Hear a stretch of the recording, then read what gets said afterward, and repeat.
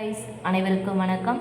Welcomes to தமிழன் YouTube channel. நாம் இன்றைக்கி இந்த வீடியோ பதிவில் என்ன பார்க்க போகிறோன்னா, 6ஆம் வகுப்பு இயல் மூன்றில் உள்ள இலக்கண பகுதியான மொழி முதல் இறுதி எழுத்துக்கள், இதை பற்றி தான் இந்த வீடியோ பதிவில் பார்க்க போகிறோம். இன்றைக்கி என்ன நாள்? பிப்ரவரி 21, உலக தாய்மொழி தினம். நாம் ஒவ்வொருவரும் நம்ம தாய்நாட்டை எவ்வளவு நேசிக்கிறோமோ அந்த மாதிரி தான் நம்ம தாய்மொழியையும் நம்ம நேசிக்கிறோம். அப்படிப்பட்ட தாய்மொழியை நம்ம தமிழாகிய தாய்மொழியை என்ன பண்ணுறோம், நம்ம பிழை இல்லாமல் பேசவும் எழுதவும் செய்யணும்னா அதுக்கு மொழிக்கு முதல்ல வர எழுத்து, இடையில் வர எழுத்து, இறுதியில் வர எழுத்து, இது எல்லாமே நம்ம தெரிஞ்சு வச்சுக்கணும். அப்போ தான் நாம் என்ன பண்ணலான்னா பிழை இல்லாமல் பேசவும் எழுதவும் முடியும். உதாரணமாக நம்ம யாராவது நமக்கு உதவி செஞ்சாங்கன்னா அவங்களுக்கு நம்ம நன்றி அப்படின்னு சொல்லி நம்ம சொல்லுவோம். அந்த நன்றின்றது மொழினா வேற ஒன்றும் இல்லை, சொல்லுக்கு முதல்ல வர எழுத்து அந்த நா இருக்கு இல்லைங்களா, அந்த நா தன்னகர நா போட்டால் தான் சரி.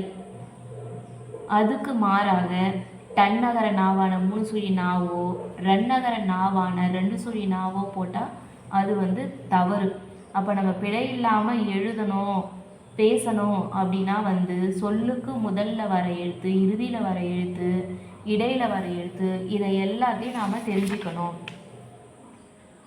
மொழிக்கு முதல்ல வர எழுத்தை பற்றி நம்ம ஃபஸ்ட்டு பார்க்கலாம். உயிரெழுத்துக்கள் 12 ஆனால் அவனா இருக்கு இல்லைங்களா, அந்த 12 எழுத்தும் மொழிக்கு அதாவது சொல்லுக்கு முதல்ல வரும். உயிர்மெய் எழுத்து மொத்தம் நம்ம எத்தனை சொன்னோம்? 216. அதில் கா சா தா நா பா மா அந்த வரிசையில் உள்ள எல்லா உயிர்மெய் எழுத்தும் சொல்லுக்கு முதல்ல வரும். கா வரிசைனா காக்கா, கிகி, கூக்கு, கேகே, கை, கோ, கோ, கௌ, இதுதான் கா வரிசை. சா வரிசைனா சா சா, சி சி, சூ சூ, சே சே, சை, சோ சோ, சௌ, இதுதான் சா வரிசை. இந்தமாரி தான் தா வரிசை, நா வரிசை, பா வரிசை, மா வரிசை. இதுக்கு நம்ம உதாரணம் பார்க்கலாம். காவரிசைக்கு காவரிசை எழுத்துக்கு மொழிக்கு முதல்ல வரது எதுன்னு பார்க்கலாமா?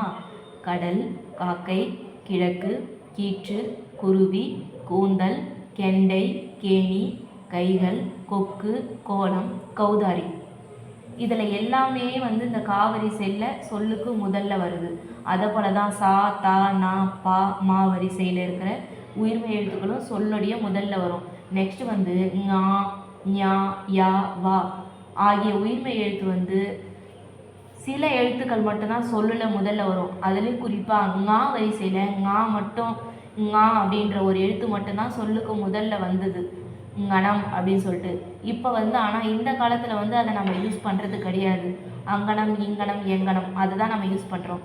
நா வரிசையில் ஞா, ஞா, ஞே, ஞோ ஆகிய 4 எழுத்துக்களும் சொல்லின் முதலில் வரும். யா வரிசையில் ய, யா, யு, யூ, யோ, யௌ ஆகிய 6 எழுத்துக்களும் சொல்லின் முதலில் வரும். வா வரிசையில் வா, வா, வி, வி, வே, வே, வை, வௌ ஆகிய 8 எழுத்துக்களும் சொல்லின் முதலில் வரும்.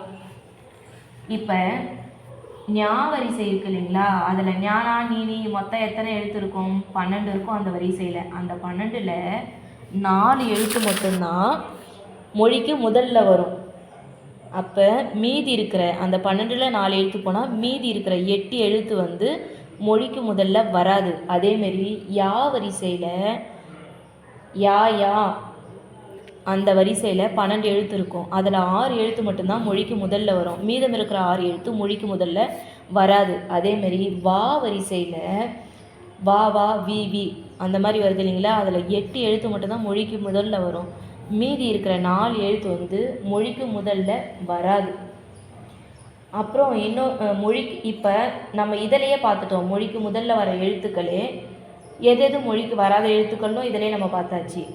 மொழிக்கு முதலில் வராத எழுத்துக்கள் வேறு என்ன இருக்குன்னா, மெய்யெழுத்து இருக்கு இல்லைங்களா, இக்கு, இங்கி, இச்சின்னு அந்த லைன் ஃபுல்லாக 18மே சொல்லுக்கு முதல்ல வராது.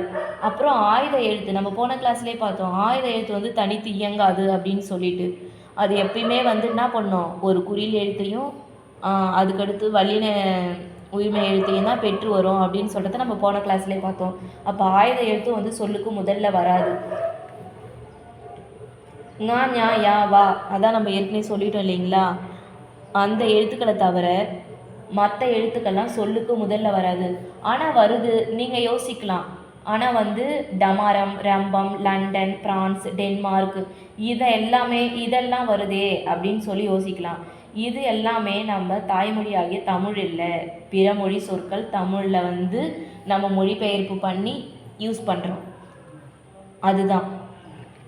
நெக்ஸ்ட் வந்து மொழி இறுதி எழுத்துக்கள். சொல்லின் இறுதியில் வர எழுத்து வந்து மொழி இறுதி எழுத்து அப்படின்னு சொல்லி நம்ம சொல்லலாம். உயிரெழுத்துக்கள் 12ம் மெய்யுடன் இணைந்து உயிர்மெய்யாக மட்டுமே என்ன பண்ணோம், உயிரெழுத்தும் மெய்யெழுத்தும் சேர்ந்து உயிர்மெய் எழுத்தாக தான் சொல்லோடைய இறுதியில் வரும். அப்புறம் இஞ்ச், இன், இந்து, இம்மு, இய்யு, இரு, இல்லு, இவ்வு, இழு, இல்லு, இன்னு ஆகிய மெய்யெழுத்துக்கள் 11ம் மொழியின் இறுதியில் வரும். நம்ம இன்னும் என்னென்னா இதில் வந்து மொத்தம் மெய்யெழுத்துக்கள் 18.